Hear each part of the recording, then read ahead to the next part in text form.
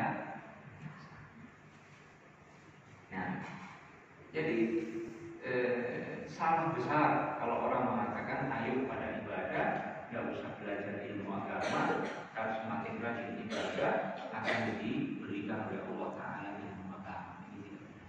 Ibadah itu bukan hanya sholat puasa, baca Quran, etika, belajar agama, menuntut ilmu itu juga ibadah. Bahkan Imam Syafi'i mengatakan thalabul ilmi afdal. Assalamualaikum warahmatullahi wabarakatuh. Alhamdulillahirabbil alamin. Lahu an-ni'matu wa lahu al-fadlu wa lahu as-sana'u wal hasan. Shalawatullahi al-barril rahim wal malaikatil muqarrabin ala sayyidina Muhammadin asyrafil anbiya'i wal mursalin وعلى آله وصحبه الطيبين الطاهرين وسلام الله عليهم أجمعين. اللهم لا سهل إلا ما جعلته سهلا وأنت يا حي يا قيوم تجعل الحزن إذا شئت سهلا. اللهم ارزقنا الإخلاص في النية والقول والعمل ونعوذ بك من حال أهل النار. Ma'asyiral hadirin wal hadirat jamaah, semoga kita semuanya senantiasa dirahmati oleh Allah Subhanahu wa taala.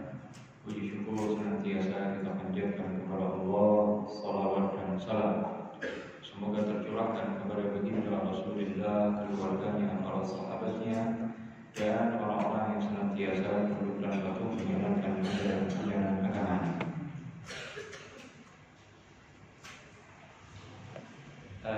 Pada kesempatan pagi hari ini kita bertemu kembali dalam kajian tafsir ayat-ayat pilihan yang biasanya pada minggu ke-3, maka karena sebagian ustaz ada yang berhalangan, saya maju dan nanti ustaz yang lain itu ditukar ke minggu ke-3. Hadirin rahimakumullah, ayat yang kita kaji dalam kesempatan pagi hari ini adalah penggalan dari satu ayat dalam surah Al-Baqarah, yaitu firman Allah Subhanahu wa taala, wattaqullaha wa yu'allimukumullah, wattaqullaha wa yu'allimukumullah. Bertakwalah kepada Allah, maka Allah akan mengajari kalian ilmu. Ayat ini terdapat penggalan ini terdapat dalam surah Al-Baqarah ayat 282. Ayat ini dikenal dengan ayatul dain. Ayatul ad-dain. Ayat yang berbicara tentang hutang. Awalnya, ya ayyuhalladzina amanu idza tadayantum bidainin ila ajalin musamman faktubuh. Ini namanya apa?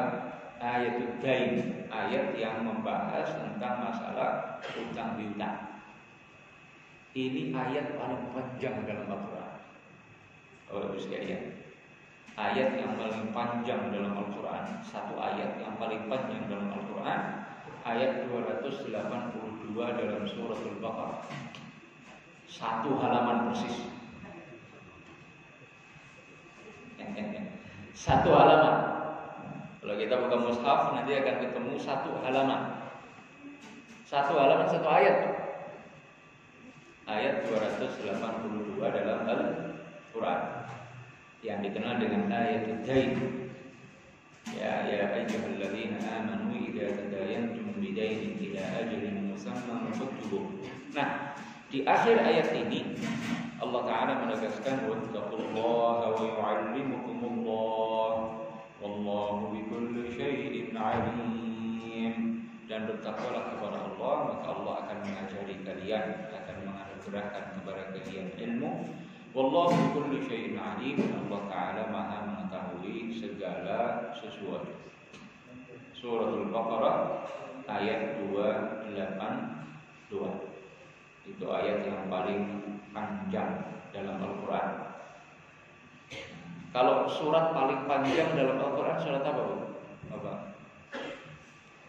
Surat Al-Baqarah. Ya, surat Al-Baqarah itu surat paling panjang dalam Al-Quran. Kalau surat paling pendek Suratul Kautsar. Bismillahirrahmanirrahim. Inna a'tainakal kautsar fasholli li rabbika wanhar inna syani'aka huwal abtar. Ini surat paling pendek dalam Al-Quran. Kalau kata yang paling panjang dalam Al-Quran ada dalam surat Al-Hijr ayat 22. Fa'asqainakum.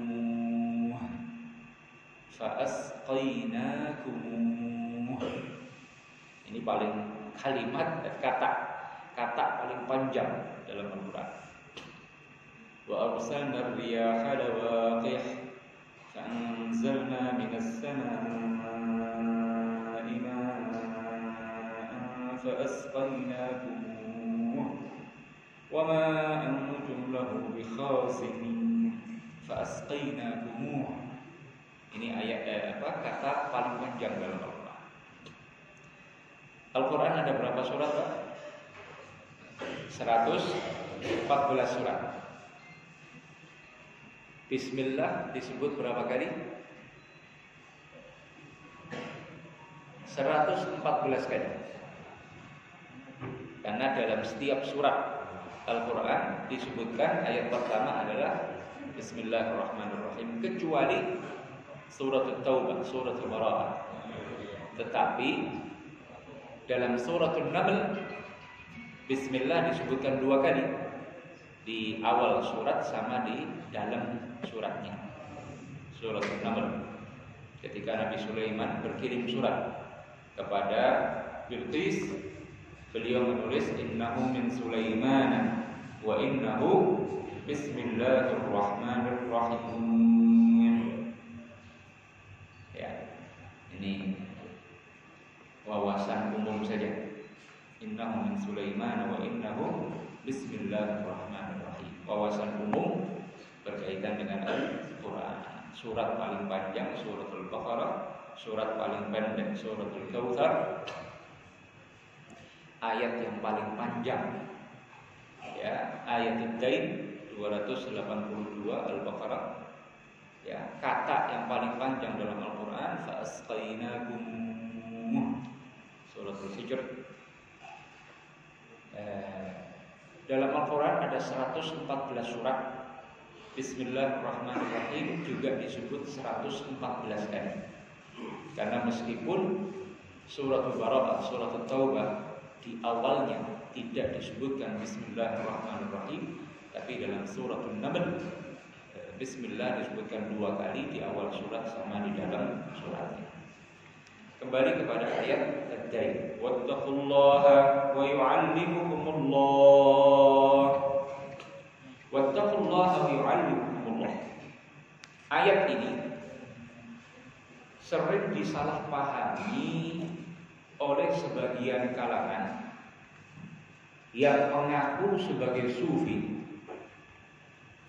atau menyerupai sufi.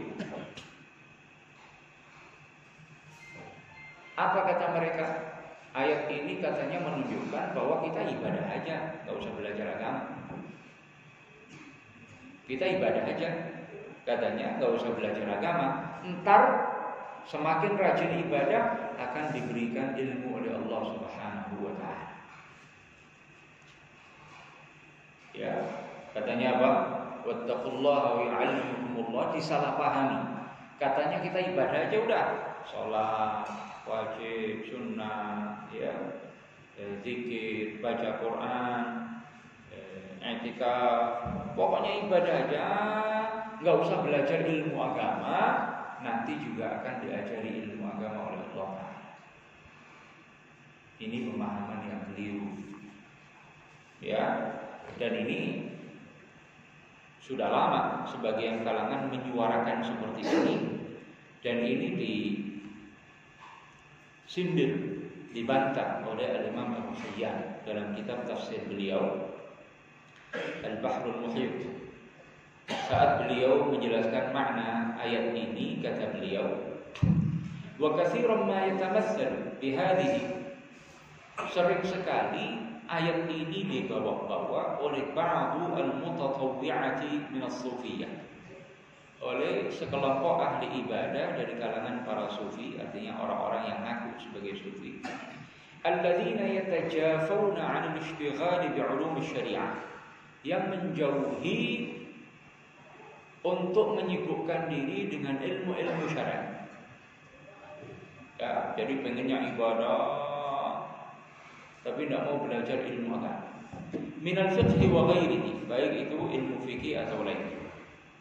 Idza dzukira lahu al-ilm, jika disebutkan kepadanya ilmu wal ishtighal bihi, dan anjuran untuk menyibukkan diri dengan ilmu, qalu, maka mereka berkata, qala Allah Ta'ala, Allah Ta'ala berfirman, wattaqullaha wa yu'allimukumullah, bertakwalah kepada Allah, Allah akan ajari kalian ilmu agama.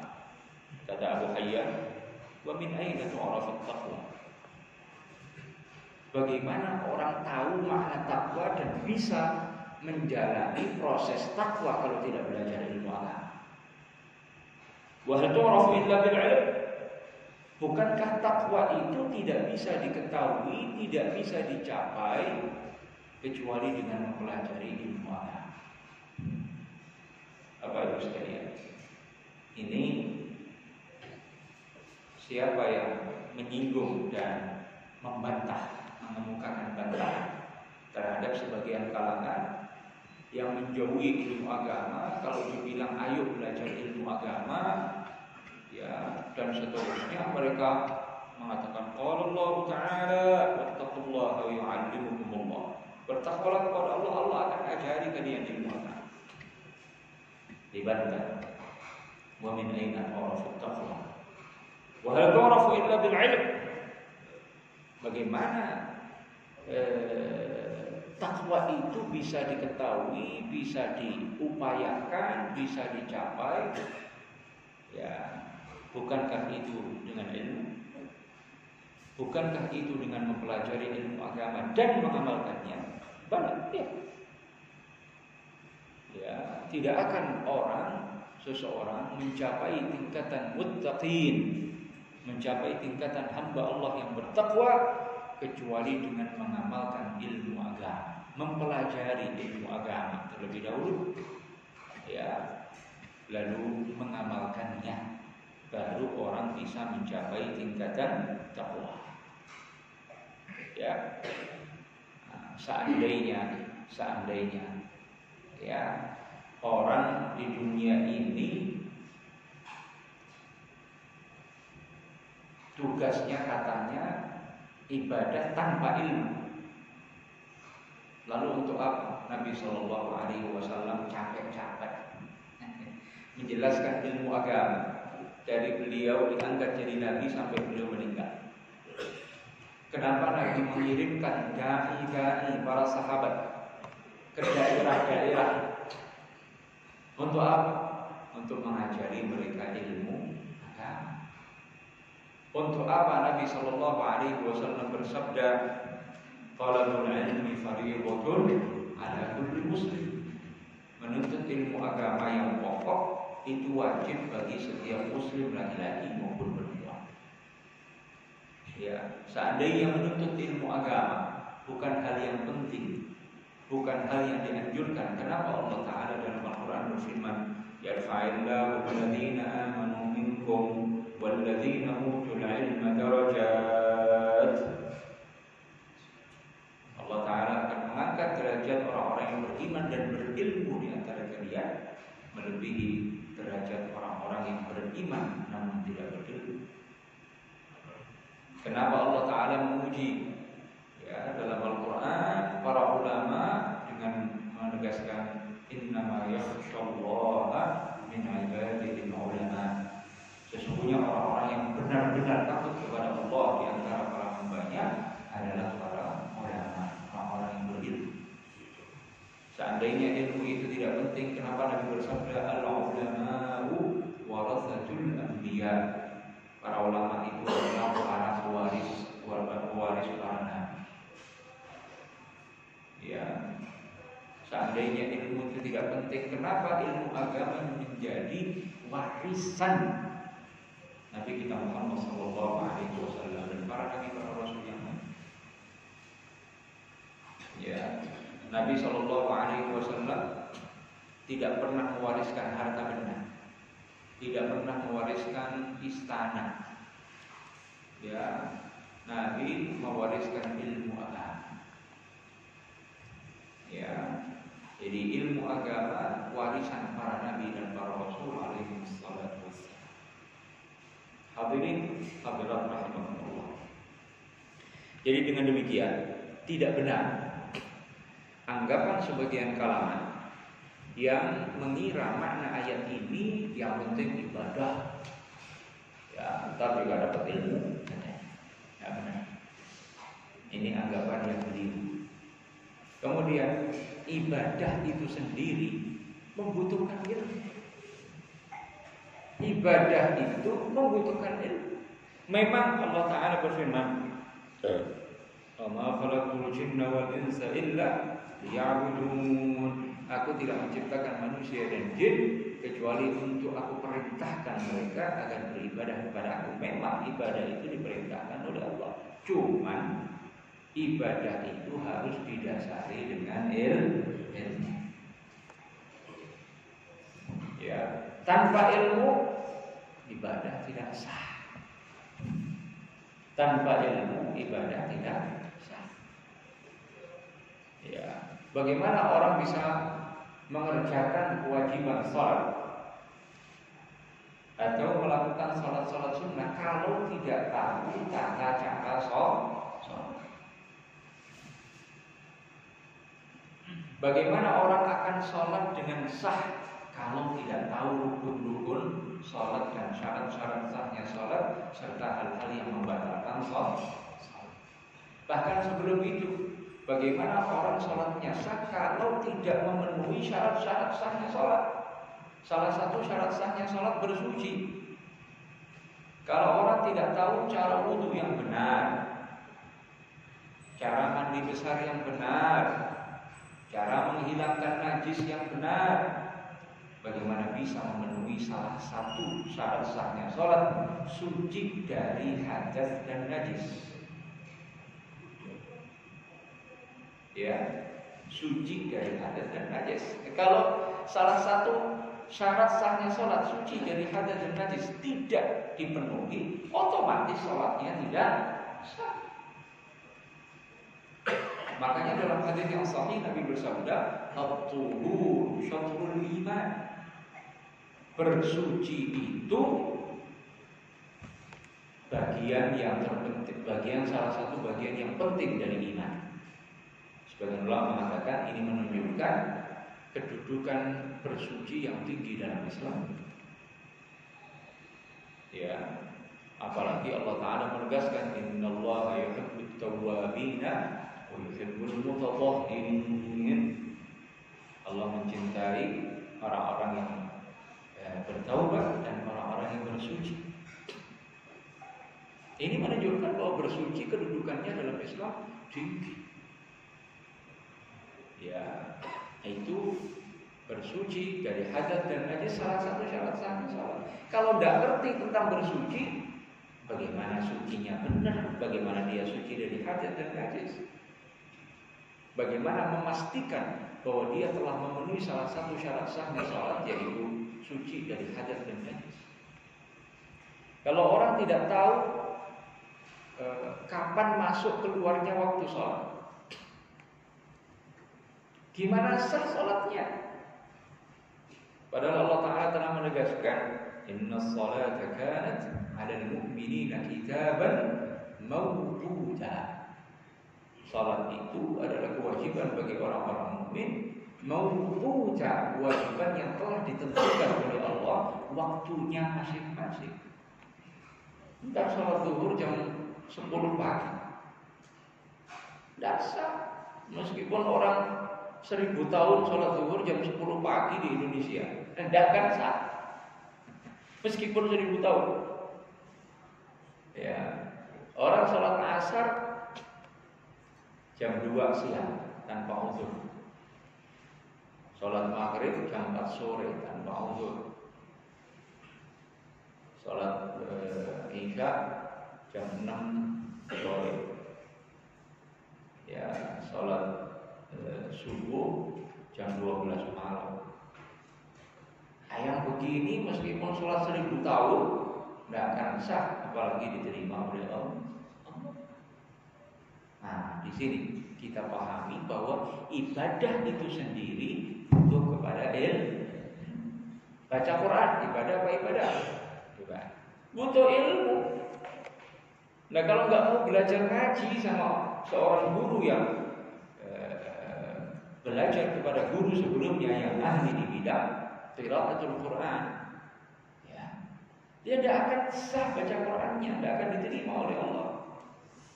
Ini sebagian orang belajar baca Quran pakai huruf Latin. Ya, huruf Latin itu kan panjang pendeknya tidak jelas, bedanya antara ha dengan kha nggak jelas, dal dengan zal dengan zai nggak jelas. Ya, nah, jadi baca Quran saja butuh ilmu. Kalau baca Quran tidak berdasarkan ilmu, jangan harap dapat pahala per hurufnya satu kebaikan. Tidak bakal. Tidak bakalan. Ya. Apalagi tahfizul Quran, apalagi ngapalin Quran, bacanya aja belum benar. Ya, jadi baca Quran itu butuh ilmu. Salat butuh ilmu. Ya. Sebagian orang salat karena tidak berilmu, rukuknya itu Pak, rukuknya doyong doang. Rukuknya doyong doang. Tidak memenuhi ketentuan rukuk. Sebagian orang sujudnya nyentuh doang. Jadi jidatnya begitu nyentuh lantai, ya kayak orang kepanasan, atau kayak ayam matok jagung. Sujud begitu. Sholat sujudnya tidak sah, otomatis sholatnya tidak. Nah, jadi salah besar kalau orang mengatakan ayo pada ibadah, tidak usah belajar ilmu agama, karena semakin rajin ibadah akan diberikan oleh Allah Taala ilmu agama. Ini tidak benar. Ya, bagaimana mungkin itu terpenuhi sedangkan ibadah saja butuh ilmu. Ya, apalagi taqwallah. Taqwallah itu, bertakwa itu maknanya menjalankan semua kewajiban, menjauhi semua perkara yang Allah haramkan. Nah, kalau tidak tahu mana yang wajib dan bagaimana cara mengerjakannya, kalau tidak tahu mana yang haram apa saja, ya, dan bagaimana menjauhinya, kalau tidak tahu mana yang wajib, mana yang haram, bagaimana cara mengerjakannya, bagaimana cara menjauhinya, bagaimana mungkin dia akan bisa menjadi orang yang bertakwa? Ini logika-logika sederhana sekali. Ya. Nah, ini takwa, ada wajibat, wajtinabul muharramat. Takwa itu menjalankan semua kewajiban, menjauhi semua yang haram. Kalau orang tidak tahu mana yang wajib, kewajiban itu bukan hanya sholat 5 waktu. Kewajiban itu banyak. Perkara yang Allah haramkan bukan hanya 5 yang dikenal dengan walimah. Perkara yang diharapkan bukan hanya 5, banyak. Ya, sekian banyak perkara yang Allah haramkan atas hati kita. Sekian banyak perkara yang Allah haramkan atas mata kita, telinga kita, perut kita, tangan kita, kemaluan kita, kaki kita, badan kita. Ini yang disebut dengan maksiat hati, maksiat mata, maksiat tangan, maksiat kaki, maksiat perut, maksiat lidah, maksiat kemaluan, maksiat badan. Ini perkara-perkara yang Allah harapkan. Kalau ini saja tidak tahu, bagaimana mungkin akan mencapai derajat takwa? Bagaimana dia akan mengerjakan, berproses, mengamalkan yang namanya takwa Allah? Sering saya contohkan, contoh kecil, mengotori anggota badan dengan air kencing, ngencingin kaki, ngencingin paha, meskipun habis itu disucikan, itu hukumnya dalam Islam haram. Ngencingin air kencing kena ke kaki, itu hukumnya dalam Islam haram. Meskipun setelah itu kita sucikan. Nabi SAW dalam hadis riwayat Al-Bukhari dan Muslim, suatu ketika berjalan di Madinah, berpapasan dengan dua kuburan baru. Nabi kemudian mendekati dua kuburan baru itu dan bersabda, "Innahuma la yu'adzaban." Ya Allah, kata Nabi, ini dua orang sedang disiksa kubur. Nabi dapat wahyu dari Allah bahwa dua orang yang kuburannya baru, kalau kuburannya baru berarti Muslim, ya, dua orang ini kata Nabi sedang mengalami siksa kubur. Wa ma yu'adzabani fi kabiri itsmin balad. Keduanya disiksa karena dua dosa yang menurut banyak orang bukan dosa besar, padahal keduanya adalah dosa besar. Amma ahaduhuma fakana yamshi bin namimah. Kata Nabi, yang pertama kemana-mana suka ngadu domba. Omongan si A disampaikan kepada si B, omongan si B disampaikan kepada si A, sehingga merusak hubungan persahabatan antara A dengan B. Tukang adu domba. Wa amma tsani fakana la yastatiru minal baul. Yang kedua, suka mengotori anggota badannya atau pakaiannya dengan air kencing. Nabi mengatakan, wa ma yu'adzabani fi kabiri itsmin balad. Dua-duanya ini disiksa oleh Allah karena dua dosa besar. Yang pertama maksiat lidah, yaitu apa? An-namimah. Ya, yang kedua maksiat apa? Mengotori anggota badan dengan air kencing atau bomok bil baul, maksiat badan atau maksiat kemaluan. Tapi namanya Nabi ini Masya Allah, Allah utus sebagai rahmat, Allah Ta'ala utus sebagai pembimbing, Allah Ta'ala utus sebagai pengajar, Allah Ta'ala jadikan beliau bil mu'minina raufun rahim. Apa yang dilakukan oleh Nabi? Nabi minta diambilkan dua ranting kurma yang masih basah, ranting pohon kurma, lalu dibelah jadi dua, lalu oleh Nabi ditancepin di kuburan pertama dan kuburan kedua, sambil Nabi bersabda, la'allahu yukhaffafu anhuma ma lam yabasa. Kata Nabi, mudah-mudahan dua orang ini diringankan siksa kuburnya karena zikirnya ranting pohon kurma yang masih basah itu, ya, selama masih basah, insya Allah diringankan siksa keduanya. Allahu Akbar. Nabi tidak mengatakan rasain loh, sudah dibilangin, enggak. Nabi mendoakan, ya Allah, mudah-mudahan ini orang diringankan siksa kuburnya karena tasbihnya ranting pohon kurma yang masih basah. Subhanallahil azim. Ya. Makanya dalam hadis lain Nabi mengatakan, inna fil Qur'ani 30 ayat tudafi'u an sahibiha. Kata Nabi, di Quran ada 30 ayat yang akan melindungi orang yang menghafal, membacanya tiap malam sekali. Apa itu? Suratul Tabarak. Bahkan Nabi bersabda, "Wadidtu law annaha fi jawfi kulli wahidin min ummati." Aku sungguh sangat senang jika setiap orang dari umatku hafal Suratul Tabarak.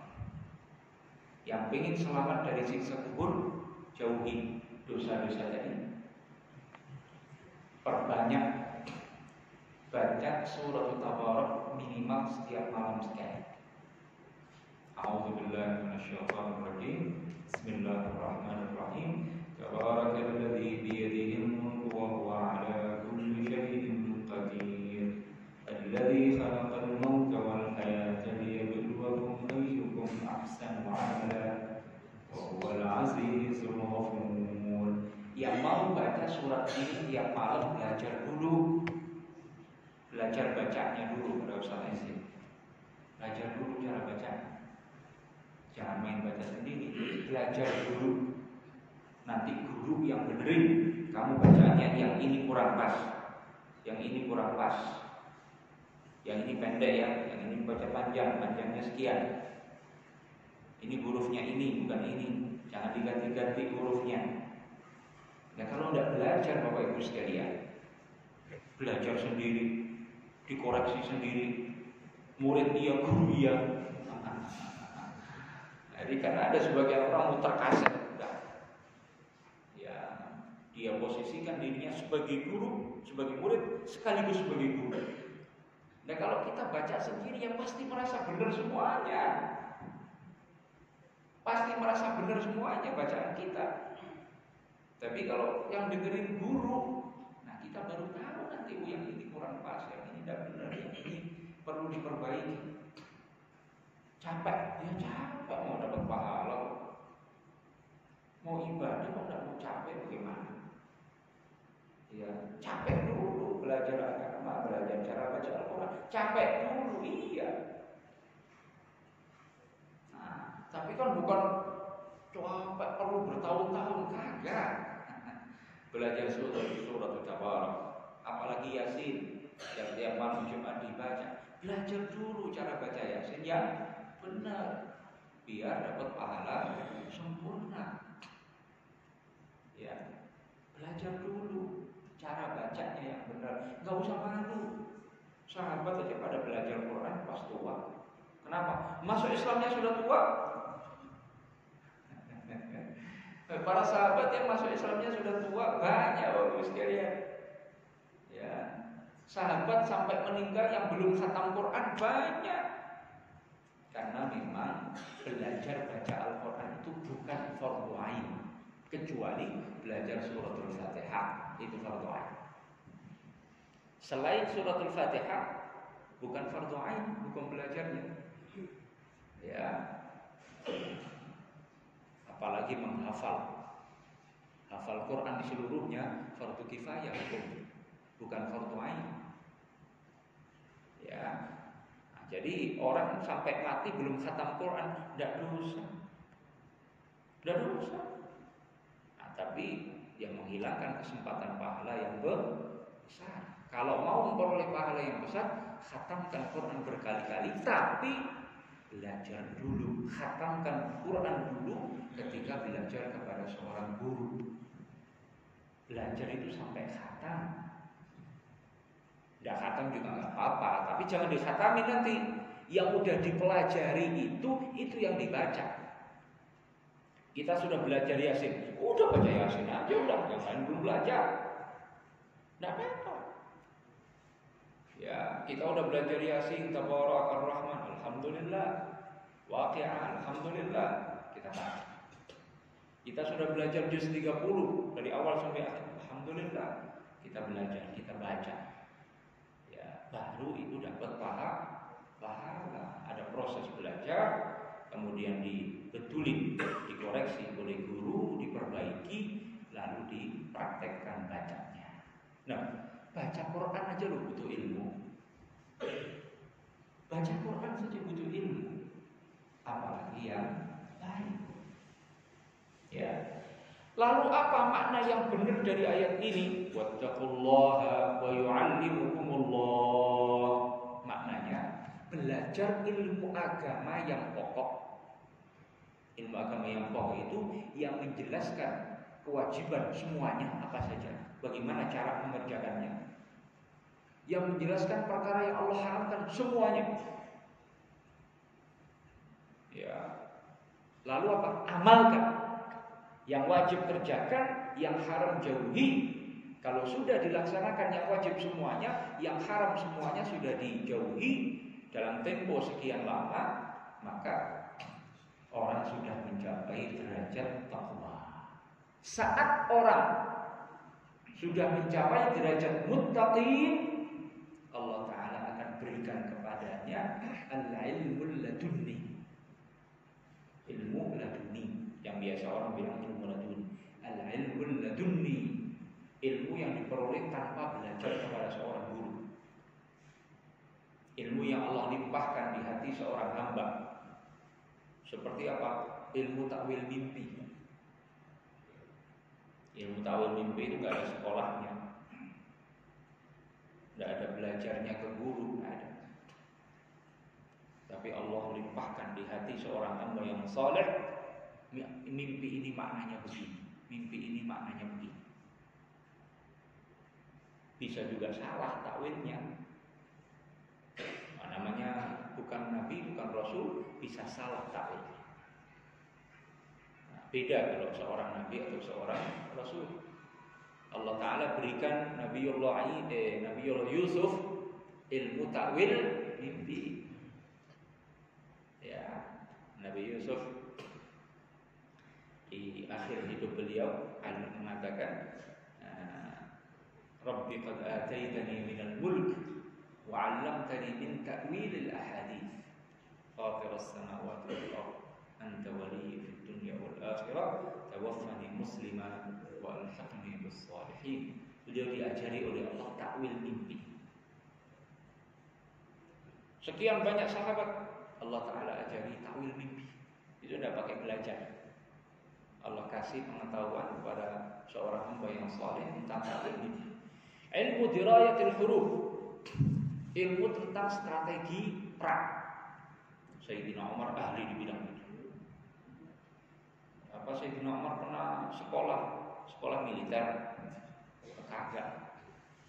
Tapi beliau Allah berikan ilmu dirayatil huruf. Beliau ahli dalam strategi perang. Ya. Dan kadang Allah Ta'ala buka hati seorang ulama sehingga dari sebuah ayat memahami makna yang tidak dipahami oleh ulama sebelumnya. Dari sebuah hadis Allah berikan kepada dia pemahaman yang tidak diberikan kepada para ulama sebelumnya. Sehingga apa? Menambah khazanah ilmu pemahaman tentang ayat atau hadis baginda Rasulullah sallallahu alaihi wasallam. Ini yang namanya al-ilmul ladunni. Kapan diperoleh? Ketika orang sudah mencapai derajat takwa. Bagaimana seseorang mencapai derajat takwa? Menjalankan semua kewajiban, menjauhi semua yang haram. Bagaimana dia bisa melaksanakan semua kewajiban, menjauhi semua yang haram? Setelah mempelajari ilmu agama yang mengajarkan semua yang wajib, semua yang haram dijelaskan. Bagaimana cara melaksanakan semua kewajiban, bagaimana menjauhi yang haram itu yang dikenal dengan al-ilmul wajib atau oleh Imam Al-Ghazali dinamakan ilmul had. Ilmu agama yang pokok, yang wajib dipelajari oleh setiap orang yang sudah balik dan berakal. Dan itu yang dimaksud oleh hadis Nabi sallallahu alaihi wasallam, talabul ilmi fardhun ala kulli muslim. Menuntut ilmu apa tuh? Ada al-ilm. Bukan semua ilmu. Menuntut ilmu agama. Ilmu agama yang mana? Bukan semua ilmu agama. Ilmu agama itu luas sekali Bapak Ibu sekalian. Bagaikan laut yang tidak bertepi. Nah, yang wajib dipelajari oleh setiap orang itu sebagian dari ilmu agama, bukan semua ilmu agama. Sebagian dari ilmu agama yang dikenal dengan ilmu din al-daruri atau ilmu hal.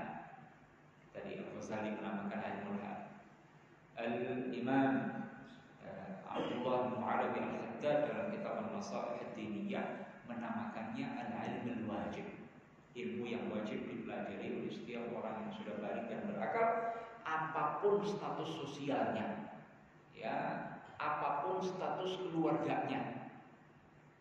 Semua muslim, setiap muslim yang sudah balik dan berakal wajib mempelajari ilmu agama yang pokok ini. Kenapa? Karena dia diwajibkan untuk sholat. Nah, sholat bagaimana cara menjalankannya kalau tidak belajar ilmu agama yang menjelaskan apa rukun sholat, apa syarat sahnya sholat, apa hal yang membatalkan sholat yang harus dijauhi supaya sholatnya sah, apa syarat-syarat sahnya sholat, semuanya harus dipenuhi. Sholat kan wajib dia lakukan. Kalau dia tidak belajar tentang hukum-hukum mengenai sholat, gimana mau sholatnya benar? Ya, ketika tiba bulan Ramadan, kita diwajibkan untuk puasa Ramadan. Nah, puasa Ramadan ada aturannya. Nah, kalau orang tidak tahu aturan puasa rokok. Ditanya, puasa kok rokok? Katanya kan nggak makan minum, bukan makan, bukan minum. Nah, yang begini gimana puasanya sah? Ya, ketika orang berzakat harus tahu berapa persentase yang mesti dia keluarkan dari harta yang dia miliki. Harta apa yang wajib dizakati? Karena tidak semua harta benda wajib dizakati. Diberikan kepada siapa ini harta zakat? Ya, yang berhak menerimanya 8 golongan itu. Di luar itu tidak berhak menerimanya. 8 golongan itu siapa? Apa perinciannya? Apa yang dimaksud dengan al-fuqara, al-masakin dan seterusnya? Orang mau berhaji, haji yang wajib belajar bagaimana rukun-rukun haji, kewajiban-kewajiban haji, hal-hal yang membatalkan haji. Kalau tidak belajar itu, bagaimana bisa hajinya sah? Ya, udah keluar duit banyak-banyak, ya, udah jauh-jauh ke sana, ninggalin keluarga, anak istri, tanah air, 40 hari, pulang-pulang hajinya tidak sah. Karena tidak mau belajar tentang ilmu mengenai ibadah haji dan umrah. Orang mau jual beli harus tahu mana jual beli yang sah, mana jual beli yang tidak sah. Orang jual beli darah diperjualbelikan. Tidak sah, darah itu benda najis. Tidak boleh jual beli benda najis. Tidak boleh jual beli benda najis, tidak boleh. Caranya bagaimana? Ada caranya. Harus dipelajari. Orang jual beli barter, beras sama beras. Yang satu rojo lele, yang satu yang kualitasnya rendah, 64 atau apa. Rojo lelenya sekilo, 64-nya 2 kilo. Riba itu riba. Haram itu, dosa itu. Dosa itu. Ya. Itu kan sama-sama beras. Kalau mau barter, kudu sama takarannya, 1 liter 1 liter. Kalau bilang kan tidak sama kualitasnya, Pak. Oh, ada caranya. Caranya bagaimana? Yang jelek itu jual dulu, dapat duitnya buat beli yang bagus. Tapi kalau barter harus sama takarannya. Itu contoh jual beli. Ya, orang mau sewa itu nyewa, harus jelas. Ini upahnya berapa? Pak, tolong betulin itu. Main betulin, nggak ada. Upahnya berapa? Habis selesai ribut itu. Bosnya ngasih 100.000, yang disewa ini kurang ajar, ini kita kerja capek-capek 2 hari cuma kasih 100.000. Nah, ini kenapa muncul seperti ini? Tidak ada kesepakatan sewa dari awal. Harus disepakati dulu sewanya berapa, jasanya berapa. Supaya apa? Nggak grundel di belakang. Jadi kan enggak, sebagian orang nggak disepakati dulu, di belakang burung meledak. Akhirnya apa? Saling menjelek-jelekkan, masing-masing jatuh pada maksiat. Ya. Nah ini kalau tidak belajar dari mana kita tahu? Nah kalau sudah jual beli, sewa menyewa dan transaksi-transaksi lainnya kita tidak tahu hukumnya, harta yang kita peroleh harta yang haram. Wa ahallallahu al-bai'a wa harrama riba. Allah halalkan jual beli, Allah haramkan riba.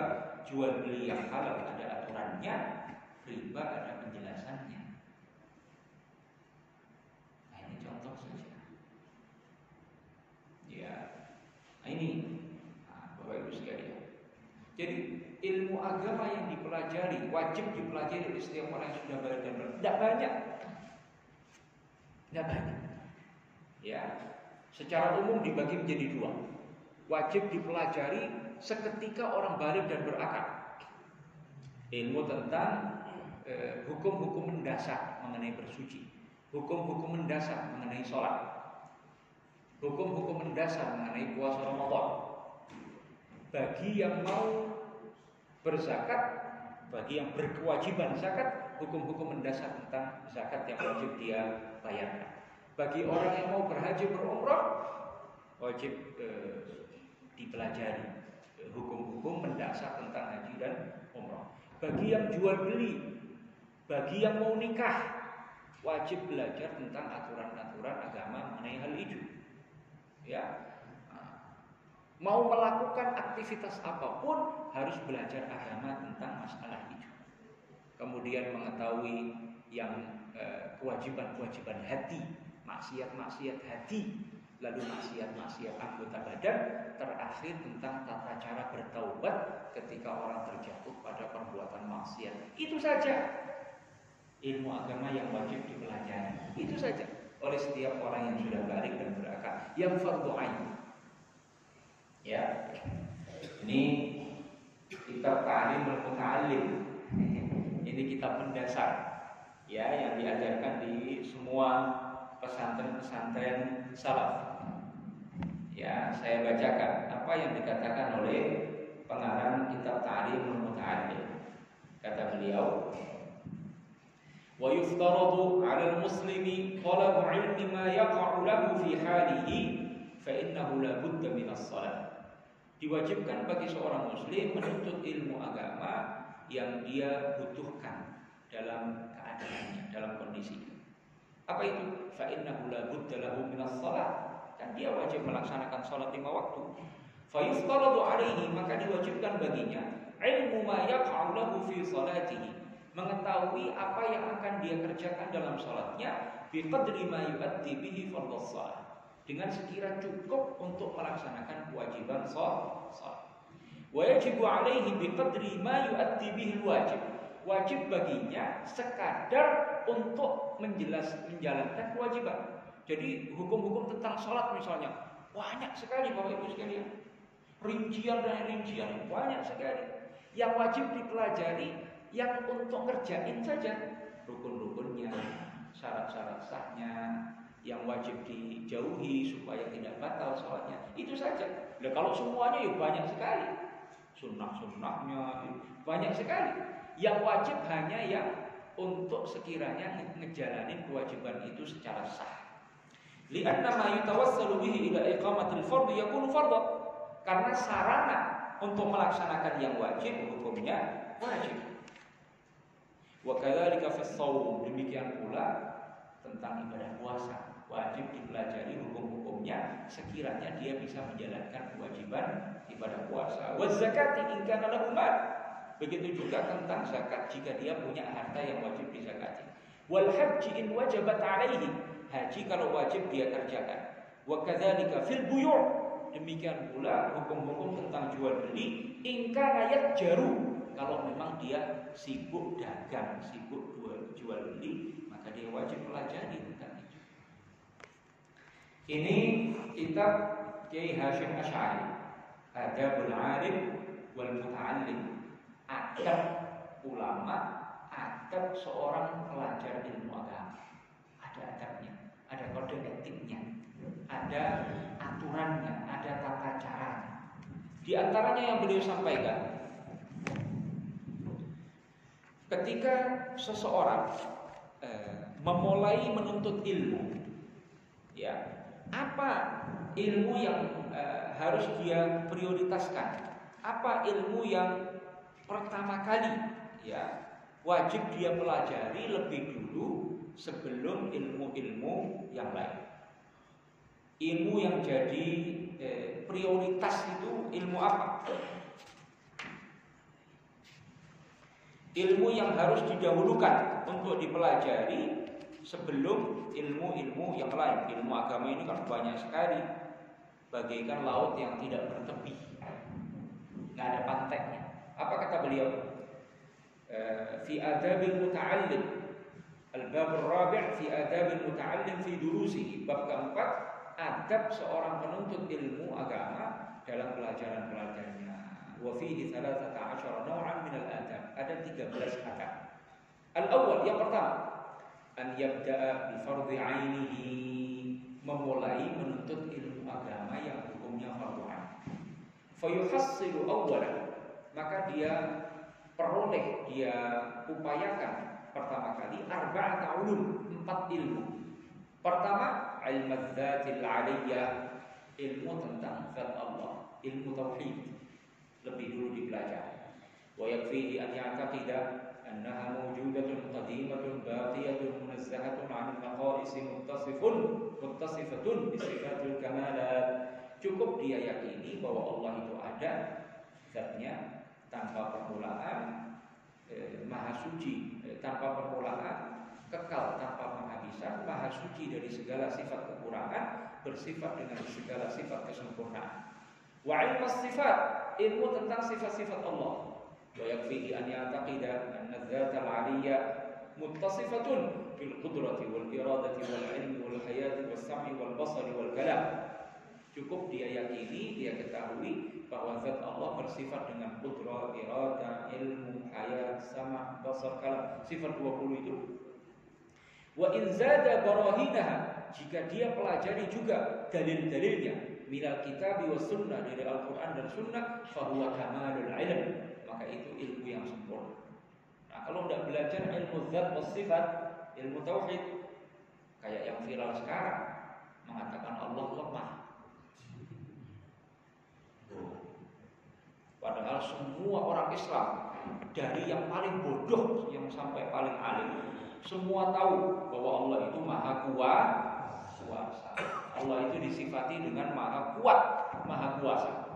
Allahu ala kulli syai'in qadir.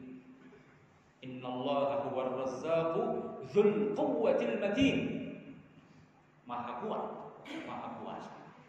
Lah ini kok tiba-tiba ada orang menyifati Allah dengan lemah. Saya sih nggak bicara tentang orang itu. Yang penting kalau ada orang mengatakan Allah lemah, nah ini orang nggak kenal Allah itu. Nggak belajar ilmu dzat was sifat, nggak belajar ilmu tauhid. Cari anak kecil dah tanya, Allah maha kuasa kan, maha kuat. Iya. Yang ngomong Allah lemah itu mah nggak paham, nggak kenal Allah itu. Ya. Itu akibatnya kalau tidak belajar dasar-dasar ilmu agama.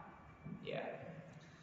Kemudian ats-tsalits ilmu al-fiqh, yang ketiga ilmu fikih. Wa yakfihi ma yutqinu bihi ta'atahu, cukup dia pelajari dari ilmu fikih ma yutqinu bihi ta'atahu, yang dengannya ketaatannya, amal ibadahnya bisa sah. Min taharatin, tentang bersuci, wa salatin, salat, wa siyamin, puasa. Wa in kana lahu mal ta'allama ma yajibu alaihi fi, kalau dia punya harta wajib belajar tentang hukum zakat yang wajib baginya. Wala yuqdimu ala amrin hatta ya'lama hukm Allah ta'ala fi, dia tidak boleh melakukan aktivitas apapun sehingga dia belajar tentang apa yang Allah haramkan, apa yang Allah halalkan tentang hal itu. Ini satu kitab Pak, belajar tentang adab orang menuntut ilmu. Ya, nah jadi wattaqullaha wa yu'allimukumullah, ayat ini bukan artinya mengabaikan ilmu agama. Ya, yang penting ibadah, tar juga dapat ilmu dari Allah, tidak. Belajar ilmu agama, terutama yang wajib, terapkan itu karena itu jalan satu-satunya menuju takwa Allah. Belajar ilmu agama yang wajib, diamalkan, mencapai derajat takwa, baru setelah itu ada harapan akan memperoleh ilmu laduni dari Allah Ta'ala. Tanpa itu orang tidak akan memperoleh ilmu laduni. Tanpa menapaki anak tangga belajar ilmu agama yang wajib lalu mengamalkannya, tidak akan mencapai derajat takwa meskipun khatam Quran sehari 5 kali. Ya, tapi kalau tidak tahu mana yang wajib, mana yang haram, ya, sehingga tidak menjalankan semua yang wajib, tidak menjauhi semua yang haram, mustahil mencapai derajat takwa. Ya, wattaqullaha wa yu'allimukumullah. Mudah-mudahan Allah Subhanahu wa taala memberikan kepada kita semuanya semangat ya untuk menuntut ilmu agama, karena mempelajari ilmu agama selain manfaatnya yang sangat besar, pahalanya juga sangat besar.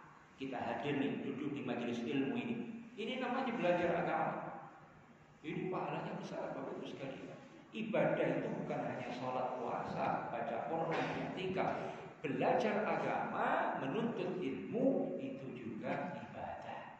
Bahkan Imam Syafi'i mengatakan thalabul ilmi afdalu min sholatin nafilah. Menuntut ilmu agama lebih agung pahalanya daripada sholat sunnah. Mudah-mudahan bermanfaat. Hadanallahu wa iyyakum ajma'in. Kita akhiri dengan doa kafaratul majlis. Subhanallahumma wa bihamdika asyhadu an la ilaha illa anta astaghfiruka wa atubu ilaik. Assalamualaikum warahmatullahi